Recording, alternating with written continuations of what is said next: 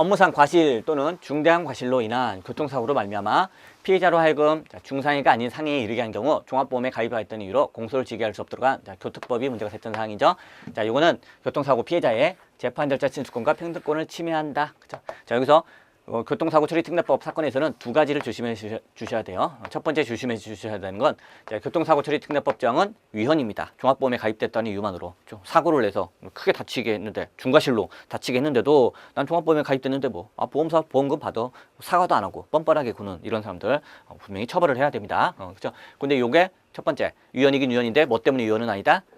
과소보험 원칙에 반하지는 않는다는 겁니다. 즉 국가가 이런 사람을 종합보험에 가입했다는 이유로 처벌하지 못하도록 법을 만든 것은 국민의 기본권 보호 의무를 다하지 않은 거다. 그렇지 않다는 거예요. 기본권 보호 의무를 다했다고 보고 있는 겁니다. 그렇죠? 그래서 위헌이긴 위헌이지만 기본권 보호 의무에 반해서 위헌이 아니고요. 뭐 때문에 위헌입니까? 그럼 결국 피해자의 재판 절차 진수권과 평등권을 침해하기 때문에 위헌이 되는 겁니다. 그거 하나 조심하시면 되고요. 또 하나 조심하셔야 되는 건 요거 쪼자는 게 요거예요. 중상해가 아닌 상해입니다.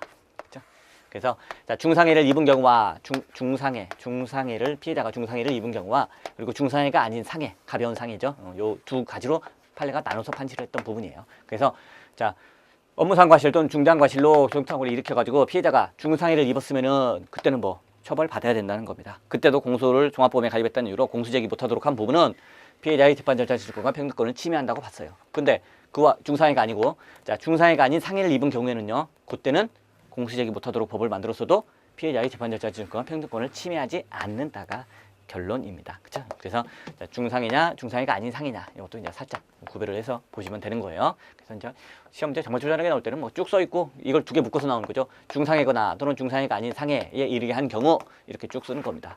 그러면은 중상해가 아닌 상해를 집어넣기 때문에 틀리는 걸로 생각을 하시면 되겠습니다.